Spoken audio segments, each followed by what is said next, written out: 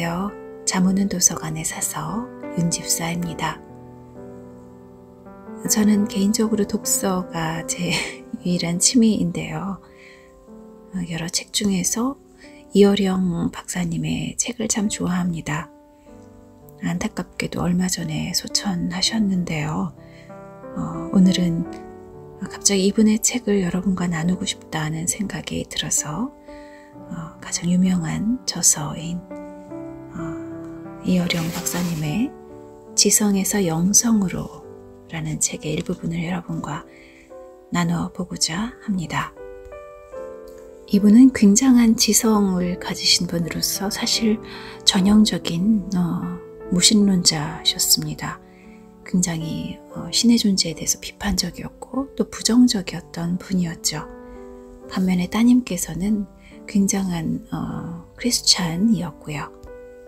그런데 이렇게 정말 뚫기 어려운 철옹성 같은 정말 지식으로 똘똘 뭉쳐진 이 지성인이셨던 이어령 박사님께서 예수님을 영접하고 세례를 받기까지의 과정을 무덤덤하게 에세이처럼 펴내신 책이 바로 이 지성에서 영성까지입니다.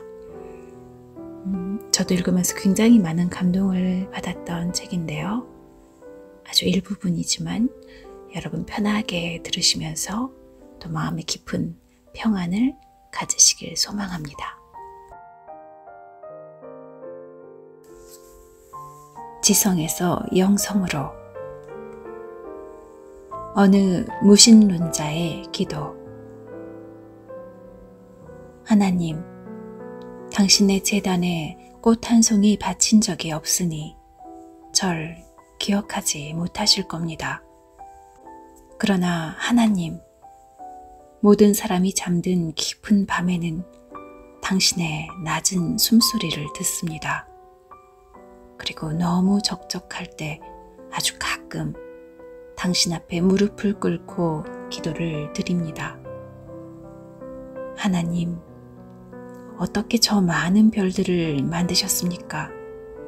그리고 처음 바다에 물고기들을 놓아 헤엄치게 하셨을 때, 저 은빛 날개를 만들어 새들이 일제히 날아오를 때 하나님도 손뼉을 치셨습니까? 아, 정말로 하나님, 빛이 있어라 하시니 거기 빛이 있더이까? 사람들은 지금 시를 쓰기 위해서 발톱처럼 무딘 가슴을 찢고 코피처럼 진한 눈물을 흘리고 있나이다. 모래알 만한 별이라도 좋으니 제 손으로 만들 수 있는 힘을 주소서. 아닙니다. 하늘의 별이 아니라 깜깜한 가슴 속 밤하늘에 떠다닐 반딧불만한 빛 한 점이면 족합니다. 좀 더 가까이 가도 되겠습니까? 당신의 발끝을 가린 성스러운 옷자락을 때 묻은 손으로 조금 만져봐도 되겠습니까? 아, 그리고 그것으로 저 무지한 사람들의 가슴 속을 풍금처럼 울리게 하는 아름다운 시 한 줄을 쓸 수 있도록 허락해 주시겠습니까? 하나님. 1. 쌀 한 자루, 영혼 한 자루의 무게. 어느 무신론자의 기도는 제가 세례를 받기 3년 전 2004년 일본 교토에서 쓴 글입니다.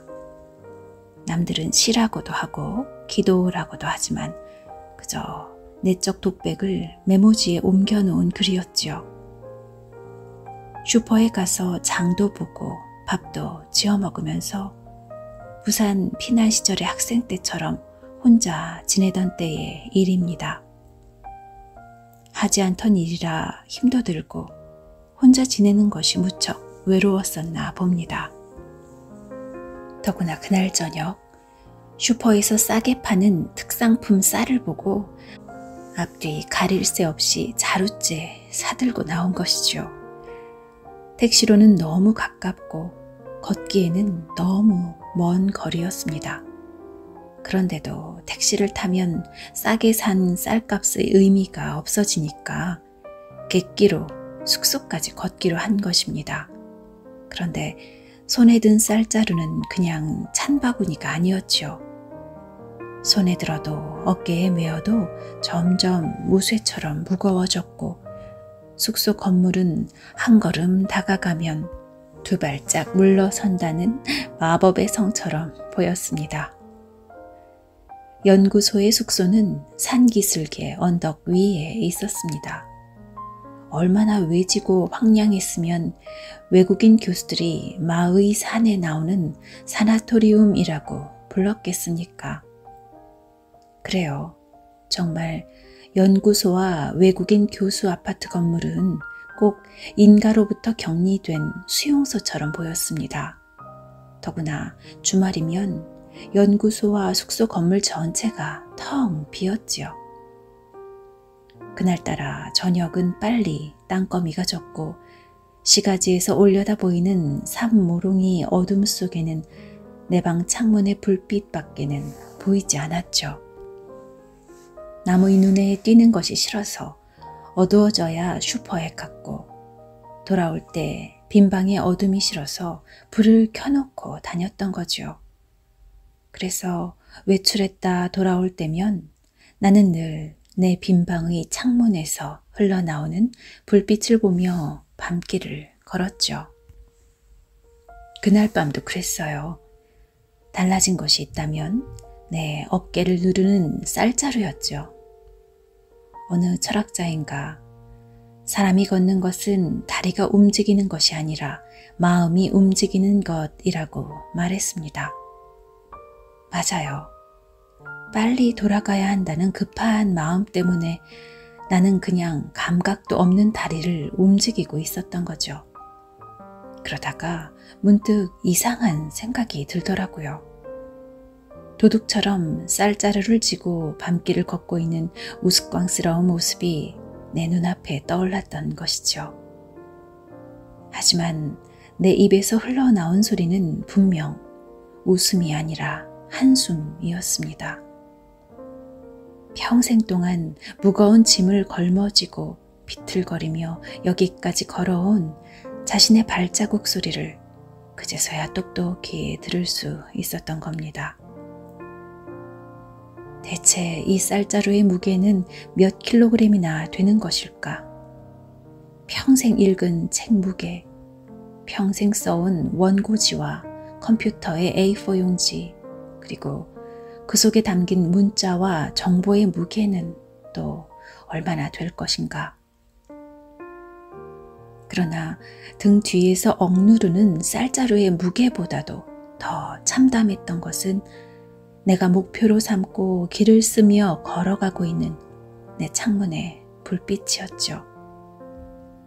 별빛처럼 보였지만 그것은 희망의 별도, 동방박사를 인도한 구원의 별도 아니었죠.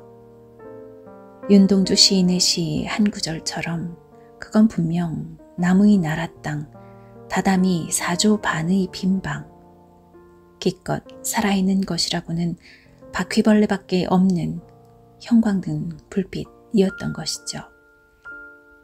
그 쌀자루의 무게에 비해 내 영혼의 무게는 얼마나 되는지도 생각해 보았습니다. 멕시코 감독이 만든 영화 21g이라는 것이 있었지만 인간 영혼의 무게는 라면 한 젓가락 정도밖에 안 된다는 말이 있죠. 실제로 미국 매사추세츠 병원에서는 임종 직전에 말기 결핵 환자를 3시간 40분 동안 체중의 변화를 관찰한 적이 있었다고 합니다. 그 결과 숨을 거두는 순간 그 환자의 몸무게가 1.25온즈 줄어든 사실을 알게 된 것이죠. 2년 반 뒤에도 임종 직전에 5 환자를 똑같은 방법으로 조사해 보았더니 역시 영혼의 평균 무게는 1온즈였다는 겁니다. 꾸며낸 이야기가 아닌가 봅니다. 최근에도 스웨덴의 룬데 박사팀이 정밀 컴퓨터 제어 장치로 그 실험의 진위를 검증해 보았더니 임종 시 환자의 체중 변동은 21.26214g이었다고 합니다. 어느새 나는 어깨 위의 쌀 한 자루 무게와 내 머릿속 영혼의 무게를 의학 실험을 하듯이 예민한 저울로 번갈아 재고 있었던 겁니다. 분노가 치밀었죠. 그것이 영혼을 저울로 달고 있는 과학자들을 향한 것이었는지, 너무나도 빈약한 내 영혼에 대한 것이었는지 확실하지 않지만 웃음이 연민이 되고 연민이 분노로 변하고 있는 것만은 분명했습니다. 그러는 동안 어떻게 왔는지는 몰라도 겨우 문 앞에까지 이르러서야 나는 쌀자루를 내려놓을 수 있었습니다. 그리고 방문 앞에서 초인종을 눌렀어요. 아무도 없는 빈 방인 줄 번연히 알면서도 나는 초인종을 눌렀죠. 그러면 누군가 반갑게 뛰어나와 문을 열어주고 어서 오라고 얼마나 고생했느냐고 역성을 들어줄 것 같은 생각이 들었던 모양입니다. 물론 미친 짓이죠. 빈 방에서 사람이 나올 리 있겠습니까? 초인종을 누르면 누군가 기다리다 문을 열어주는 이 작은 행복조차 누리지 못하고 사는 사람들이 이 세상에는 너무나 많을 것이라는 생각이 들더군요.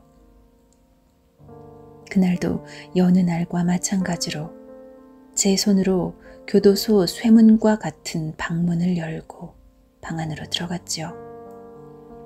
무거운 짐을 내려놓고 내 썰렁한 방 안을 휘 둘러보았습니다. 별처럼 보였던 불빛도 방 안에 들어와 보니 초라한 그냥 전등불이었죠.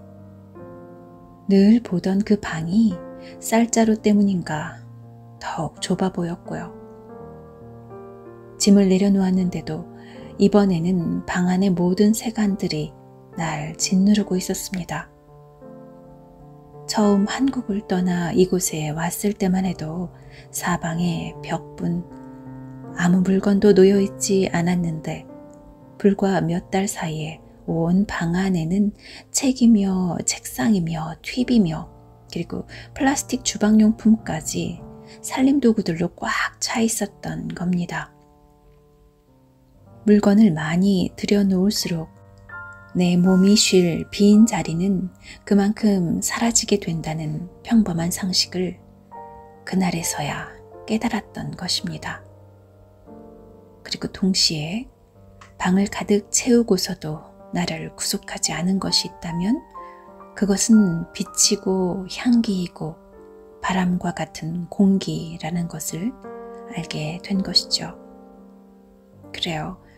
이 방 안을 물건이나 내 몸뚱아리로 채울 것이 아니라 빛과 향기와 공기처럼 눈에 보이지 않은 영혼으로 가득 채울 수 있다면, 그런 생각을 하고 있을 때 문득 한 번도 펴보지 않던 성경의 한 구절이 떠올랐지요.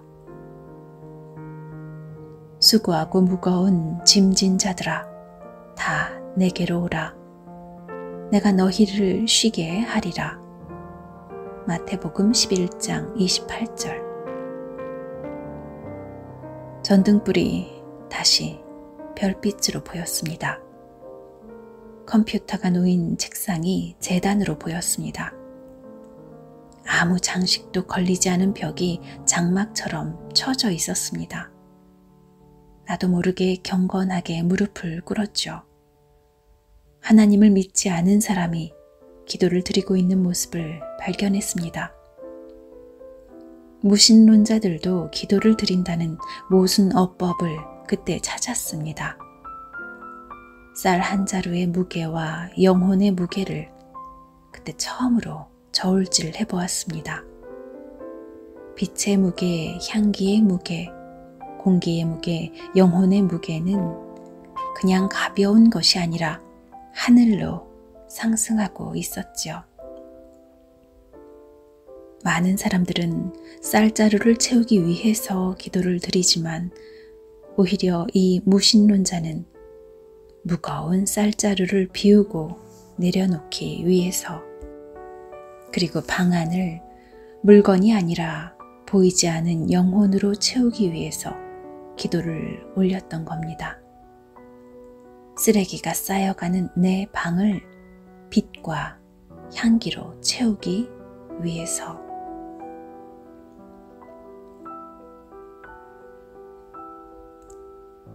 이 창조의 힘 흉내 내기.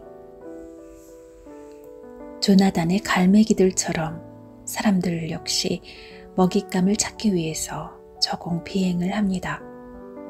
높이 날 수 있는 날개를 가지고서도 말입니다. 기도는 고공비행을 위한 비상입니다. 기도를 할 때 이상의 날개의 마지막 장면처럼 불현듯 내 겨드랑이가 가려워지는 것을 느꼈습니다. 그리고 처음으로 원고료로 환산할 수 없는 글을 일기장에 옮겨 썼습니다. 분명 그건 마감에 쫓기며 쓰던 글과는 다른 것이었죠. 남보라고 쓰는 글도 내가 보기 위해서 쓰는 글도 아니었습니다. 나만이 아닐 겁니다. 먹을 것이 족하고 목을 적실 물이 넘쳐나도, 그리고 또 추위를 막아주는 단단한 벽이 있어도 어디엔가 나처럼 무거운 쌀자루를 내려놓고 빈 방에 앉아서 몰래 기도를 드리고 있는 무신론자들이 많을 것입니다. 겉으로는 태어난 채 강한 채 오기를 부리다가도 누가 옆에서 조금만 보고 싶다, 사랑한다 하고 손을 내밀면 금시 울음을 터뜨릴 그런 사람들입니다. 그렇죠. 무신론자이기에 그 기도는 더욱 절실하고 더욱 높게 울릴 수 있죠. 지금까지 세계는 두 쪽으로 갈라져 있었잖아요. 육신과 영혼, 지성과 영성, 마귀와 천사, 땅과 하늘, 순간과 영원, 그리고 불신자와 신자. 하지만 저녁이 되고 황혼이 땅으로 내려앉으면 빛과 어둠의 경계는 사라지고 말 것입니다. 믿는 자와 믿지 않는 자의 구별이 분명하지 않은 그레이존의 노을이 뜹니다. 마치 하나님의 영이 공허와 흑암의 물 위를 떠다니시는 창세 이전의 공간과 비슷한 그런 시간 말입니다. 미네르바의 부엉이가 날갯짓을 하는 시간이죠. 누구보다도 창작을 하는 사람, 예술을 하는 사람들을 위한 시간이죠. 예술가를 지망했던 젊은 시절, 나는 하나님을 믿지 않으면서도 성경의 창세기를 자주 읽었죠. 무엇보다도 빛이 있으라 하시니 빛이 있었다는 구절이 나에게는 큰 감동으로 다가왔어요. 생각해 보세요. 그 칠흑 같은 어둠, 아니 그저 어슴푸레한 방명이라도 좋습니다. 그 어둠을 무너뜨리며 창조된 빛이 쏟아져 나오는 눈부신 그 순간을 생각해 보세요. 도리어니 그것도 말씀 그대로 빛이 되는 창조의 순간. 그래요. 시인도 그러한 빛, 창조의 순간을 위해 목숨을 걸죠. 하지만 어느 말, 어느 음악, 어느 그림이 천지 창조, 첫째 날 같은 감동을 자아낼 수 있겠습니까? 예술가가 아니라도 좋습니다. 하나님을 믿지 않은 사람이라도 이 창조의 순간과 감동을 부정하지 못해요. 왜냐하면 우리가 매일 보고 있잖아요. 동력 하늘에 최초의 빛이 떠오르며 어둠이 무너지는 그 장엄한 광경을 말입니다. 그런데 누구도 하나님처럼 그 빛을 보고 기뻐할 줄 모릅니다. 그 빛이 하나님 보시기에 좋았더라 하는 그 대목을 보십시오. 창조는 바로 만족이요 그 기쁨이었던 거죠. 아주 짧은 한마디 말이지만 보시기에 좋았더라 하는 창조물에 대한 감상법. 하나님은 만드시는 분이요 동시에 그것을 감상하시는 하나님이신 겁니다. 그러기에 하나님은 딱 한 번 만드시죠. 빛을, 하늘을, 그리고 땅을 두 번 만드시지 않아요. 인간은 하나님을 흉내내 무엇인가 만들지만 똑같은 것들을 수십 번, 수백 번 만들면서 그때마다 불만과 후회와 아쉬움에서 한숨을 쉽니다. 그리고 하나님은 창조를 하실 때 그냥 기뻐하신 것이 아니라 반드시 그것에 이름을 지어 부르십니다. 다시 한번 조심스럽게 성경을 읽어보세요.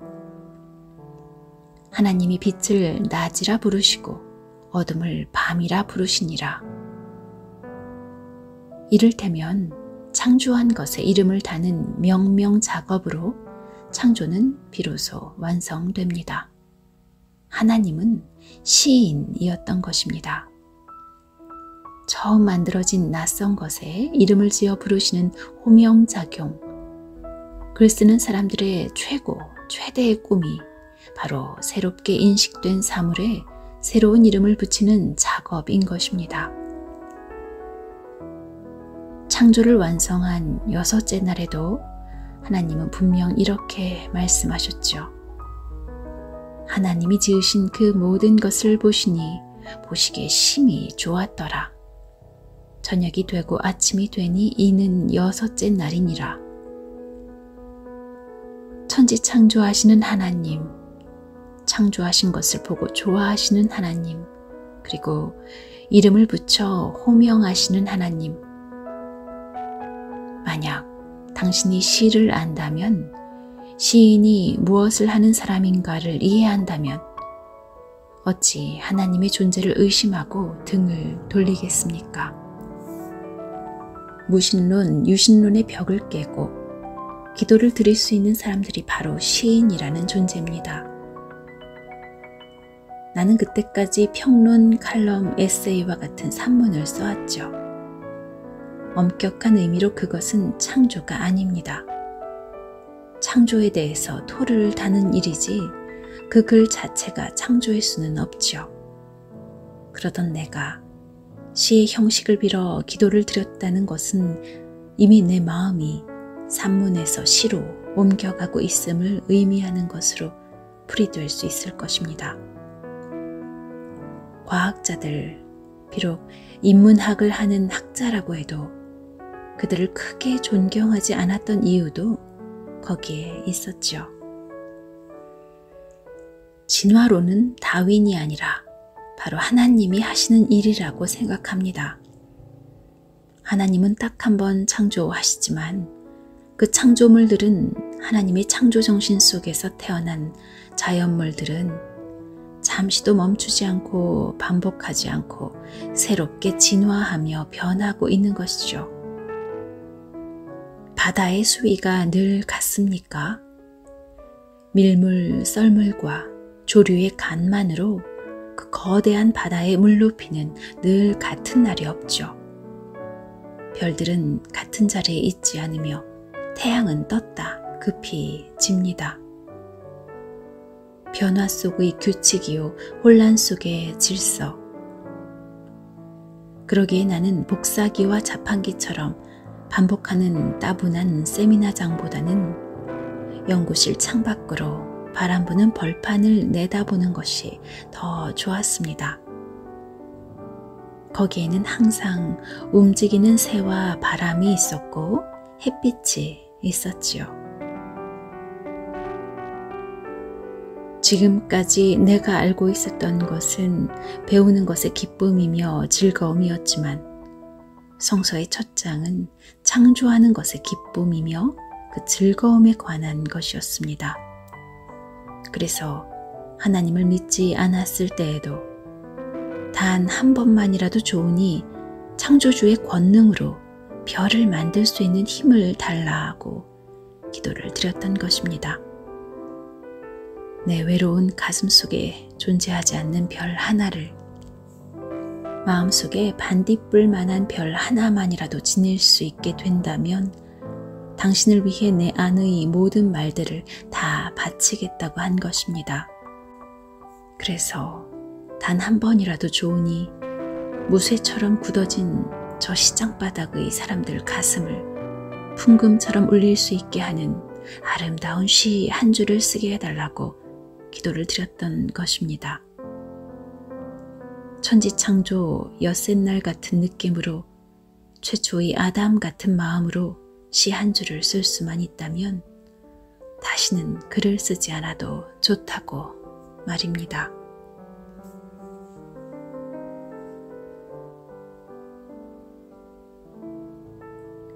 아버지의 이름으로. 사람들은 누구나 자신의 섬을 갖고 삽니다. 로빈슨 크루소처럼 무인도에서 표류 생활을 할 때가 있습니다.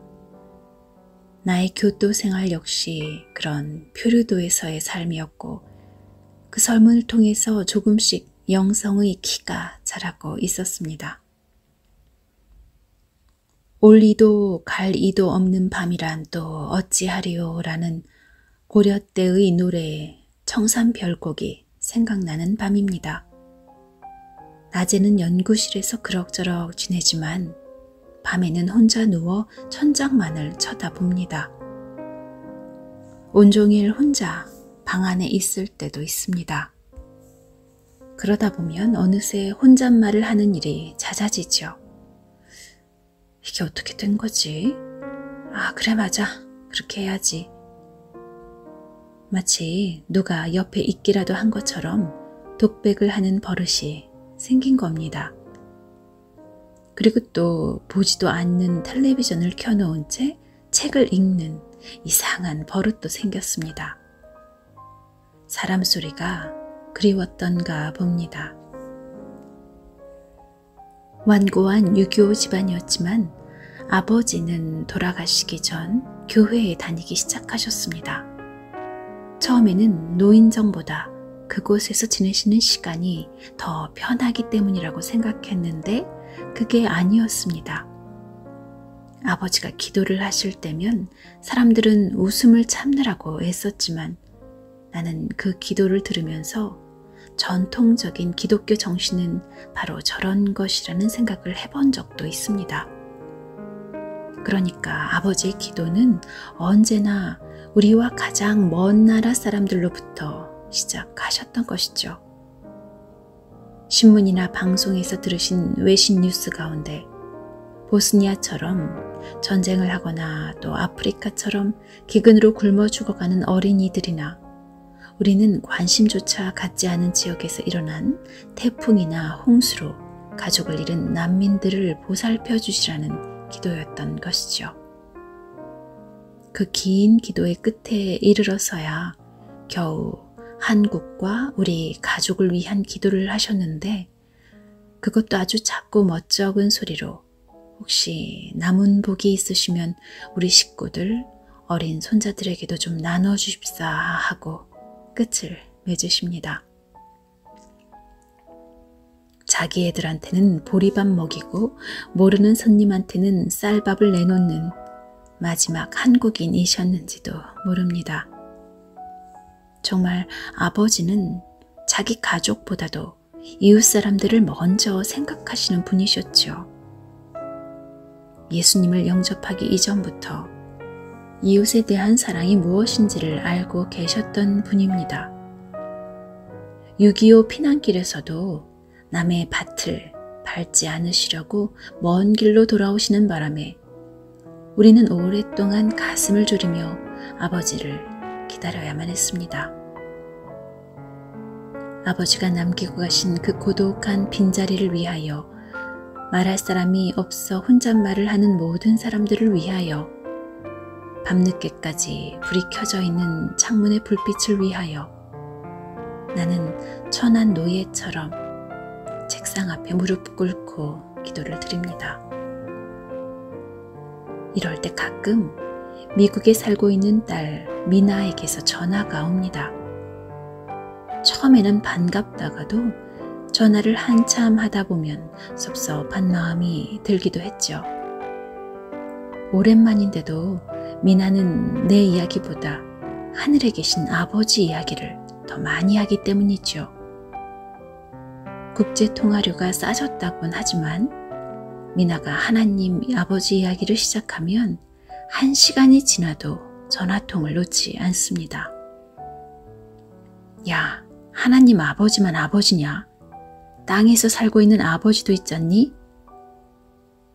몇 번이고 긴 통화를 막고 핀잔을 주려다가 참습니다. 성경 말씀에 관한 이야기, 교회에서 큐티를 한 이야기, 법정에서 소년 범죄자를 변호하고 그 소년을 회심하게 한 이야기를 듣다가 울컥 화가 치밀어 오를 때가 있죠. 무엇보다도 그렇게 똑똑했던 아이가 어쩌다가 광신적인 아줌마와 다름없는 소리를 하고 있는지 그것이 싫었습니다. 대학 전 과목을 스트레이트 A로, 그것도 영문, 불문학과 복수 전공을 3년 만에 마치고 조기 졸업을 한 소문난 재원이었죠. 영문학을 하겠다고 미국에 유학을 가 석사까지 마치고는 어느 날 갑자기 법대로 옮겼다는 거죠. 그리고 그 어려운 변호사 자격 시험인 바시험을 단번에 패스하여 남들이 다 부러워하는 로펌에 스카웃되어 변호사 일을 한다고 해서 기뻐했더니 이제는 또 좋은 직장 팽개치고는 TV 드라마처럼 흉악범들과 맞서 싸우는 여검사가 되었다는 거죠.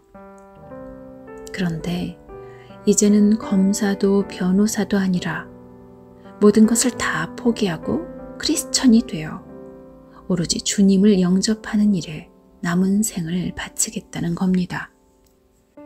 그래도 나는 불평을 할 수 없었죠. 불행과 절망 속에서 미나를 지켜주고 위로하고 새 삶으로 인도해 주신 분은 지상의 이 아버지가 아니라 하늘에 계신 아버지였기 때문입니다. 나는 미나가 대학을 졸업하는 졸업식장이나 헌팅턴 베이의 고급 주택가에서 요트를 타고 다닐 때의 행복한 장면에서만 함께 했을 뿐, 혼자 아이들을 기르고 있을 때, 암에 걸려 병원에서 수술을 받고 있었을 때, ADHD로 아이가 학교를 제대로 다니지 못하여 매일 밤 울고 지낼 때, 대체 이 아버지는 어디에서 무엇을 했는가? 그분은 어떤 분이시기에 지상의 아버지도 해주지 못한 그 이상의 사랑과 보살핌으로 내 딸을 구할 수 있었다는 말인가? 나는 의심 많은 도마였습니다. 손바닥에 못자국을 보지 않고서는 아무것도 믿지 못하는 회의론자였죠. 하지만 그날 밤만은 미나의 긴 전화를 통해 예수님의 야위고 파리한 손바닥에 찍힌 못자국의 상흔을 만져볼 수 있었던 것 같았지요. 그래서 여전히 나에게 있어서 하나님 아버지란 텔레비전 앞에 앉으셔서 저녁 뉴스 시간마다 아나운서와 인사를 나누시고 말을 건네는 외로운 나의 아버지와 다를 것이 없었죠. 남들이 망령났다고 수군대던 그런 아버지. 그래서 분노의 목소리로, 아버지 대신 큰 소리로 이 바보들아 라고 외치고 싶었던 그런 마음으로 나는 예수님을 보게 된 것이죠.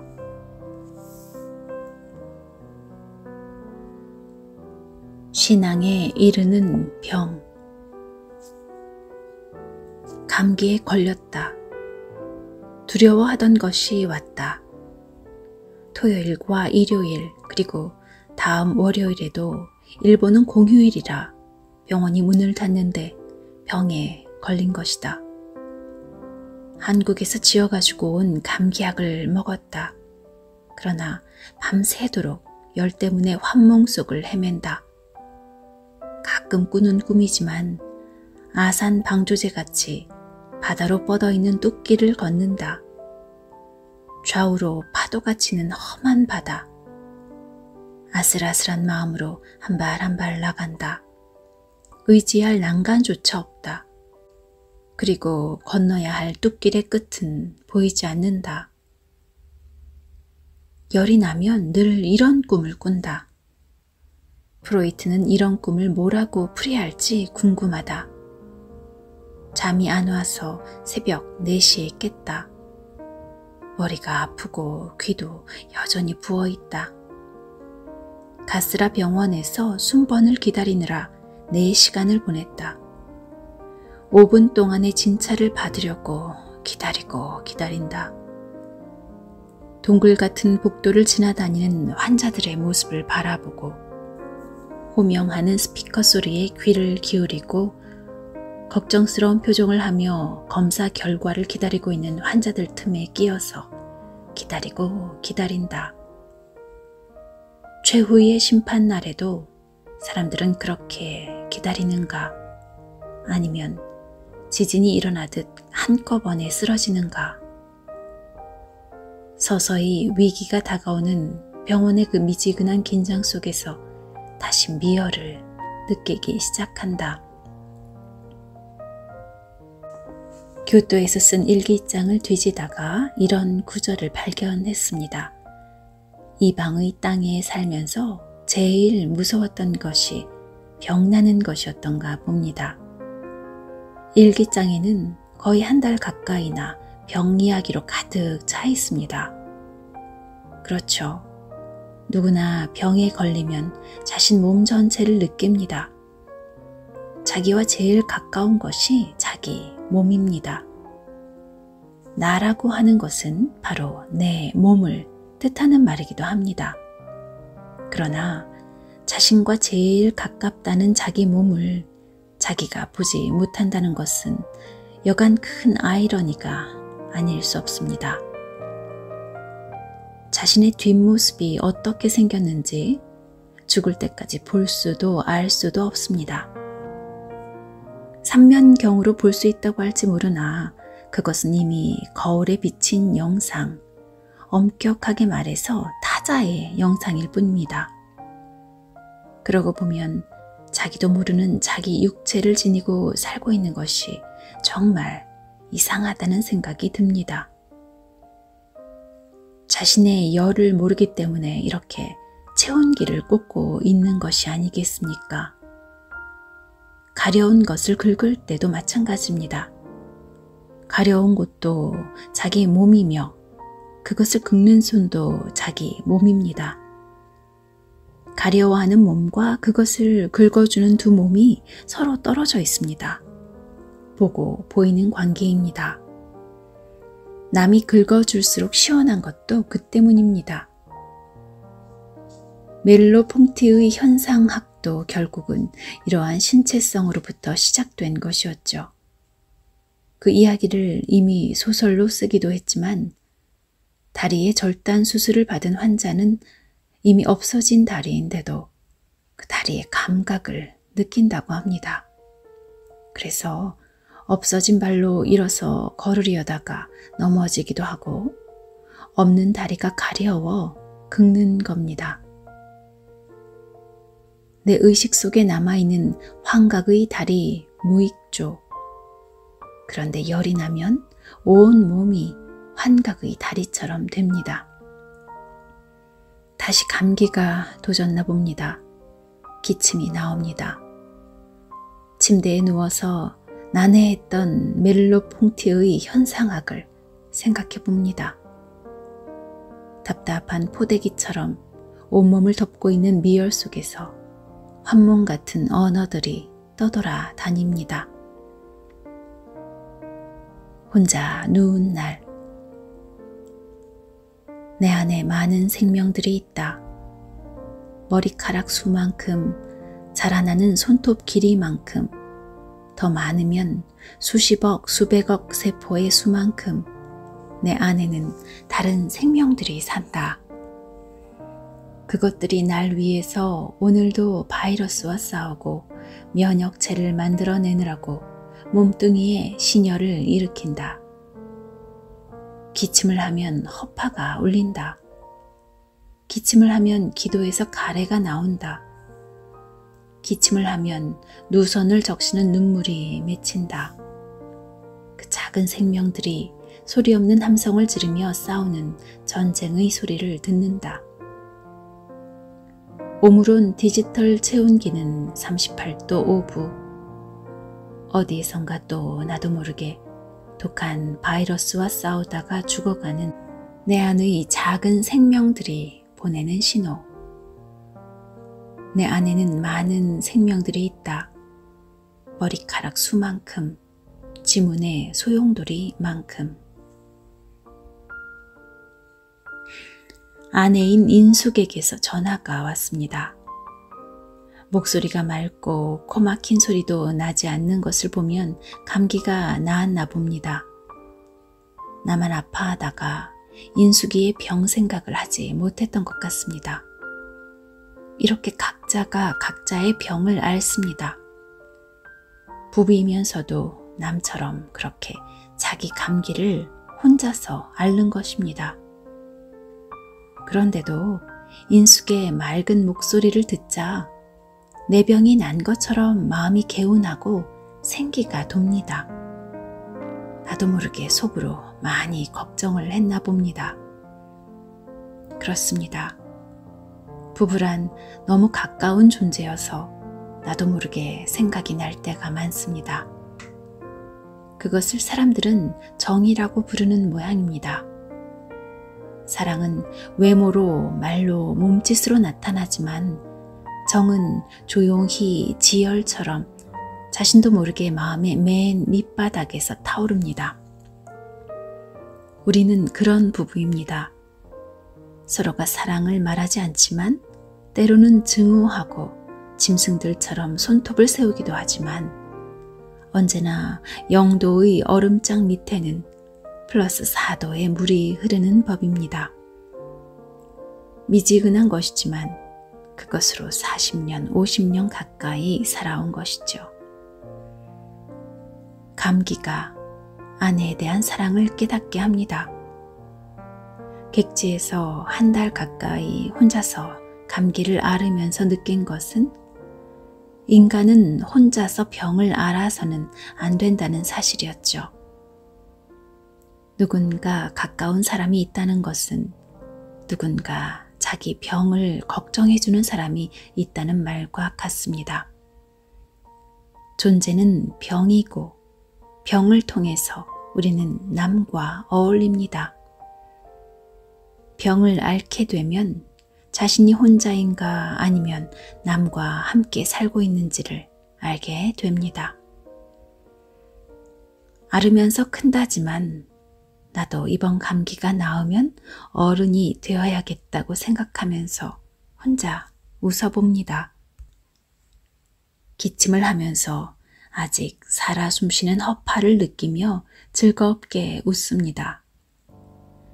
아무래도 이번 감기가 나아 병으로부터 벗어나면 새 구두라도 사신고 예배당을 찾아가야만 할 것 같습니다.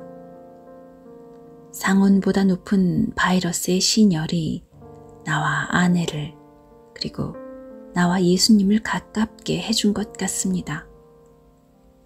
이 나이에 누구에겐가 어릿광을 부리고 싶었던 게죠. 결국 종교와 가장 가까운 것이 인간이 종교에 다가갈 수 있는 가장 가까운 지름길이 병이라는 생각에 머리맡에 체온계를 치웠습니다. 모든 병 속에는 종교의 광맥이 묻혀 있다고 생각하면서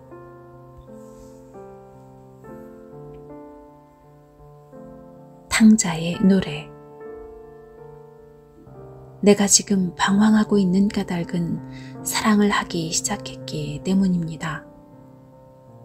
내가 지금 헤매고 있는 까닭은 진실을 배우기 시작했기 때문입니다. 내가 지금 멀리 떠나고 있는 까닭은 아름다운 순간을 보았기 때문입니다. 지금 집으로 돌아갈 수 없는 것은 사랑을 알고 진실을 배우고 아름다움은 보았지만 나에게 믿음이 없는 까닭입니다. 나의 작은 집이 방황의 길 끝에 있습니다. 날 위해 노래를 불러줘요. 집으로 갈 수 있게 믿음의 빛을 주어요. 개미 구멍만한 내 집이 있기에 나는 지금 방황하고 있어요. 주님 뜻대로 하소서. 내 문학을 조금이라도 읽어본 분이라면 딸 때문에 신앙을 가지게 됐다는 것은 다 아실 겁니다. 20대부터 나는 돈이나 가난 또는 권력, 전쟁에서 비록된 생명이나 안일에 대한 결핍에서 글을 쓴 것이 아닙니다. 절실한 고독, 내가 혼자라는 것에서 시작된 것이죠.